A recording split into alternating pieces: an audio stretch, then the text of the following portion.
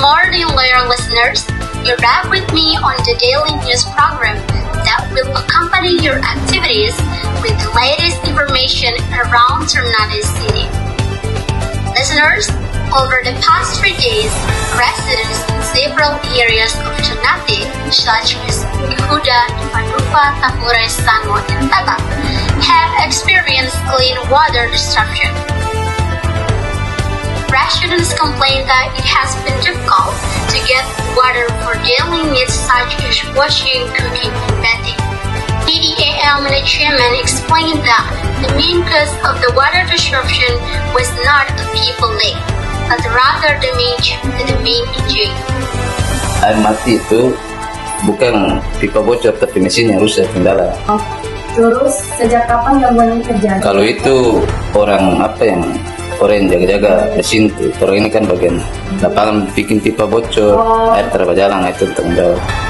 Pipa bocor, air termasuk dalam rumah. Kalau yang terbajalang 2 hari 3 hari itu mesin gangguan.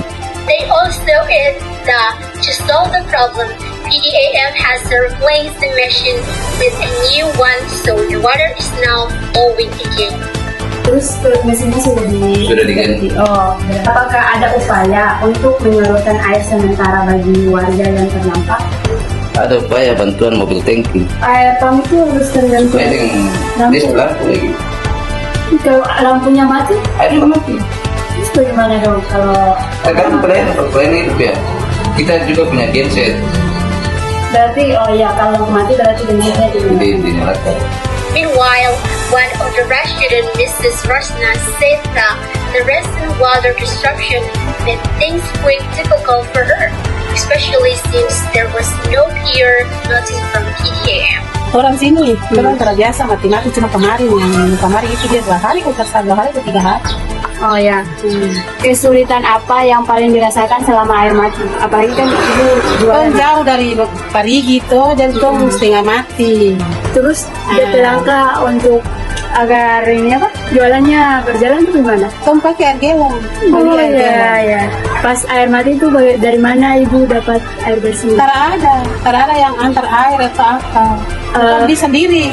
She also hopes that in the future, PDAM will notify residents before making repairs so that they can be prepared by storing water. Not all the residents, but also students were affected. Tristan Musa, one of the students in Ternate, admitted that the water outage disrupted the campus activities. Terkait dengan mati air, itu tuh membuat orang tidak nyaman karena di sisi lain itu misalnya orang mau ke kampus saat mau mandi airnya mati, itu juga salah satu tidak kenyamanan bagi kita sebagai mahasiswa, karena kita belajar itu harus badan kita itu segar agar kita bisa konsentrasi menerima pelajaran di kampus atau maupun di sekolah, ya kan? Nah, jadi mati air itu juga salah satu masalah. Mandi saat orang mau pergi ke kampus saat mendesak ini, jadi jalan satu-satunya itu beli air galon untuk memenuhi kebutuhan saya saat ini. She also hopes PDAM will be more responsive and aware of such situation. PDAM, mereka tuh harus PK terhadap PK terhadap mati air ini. Mungkin mereka bagi-bagi air begitu dengan cara yang truk tampungan air tuh ya, untuk membagikan di beberapa lurah atau itu beberapa mungkin dari beberapa lurah di sini, agar supaya kecemasan masyarakat atau terutama kita sebagai mahasiswa, yaitu yang kebutuhannya lumayan banyak, apalagi air ini kan sangat penting ya bagi kita sebagai manusia. Jadi mungkin itu saja.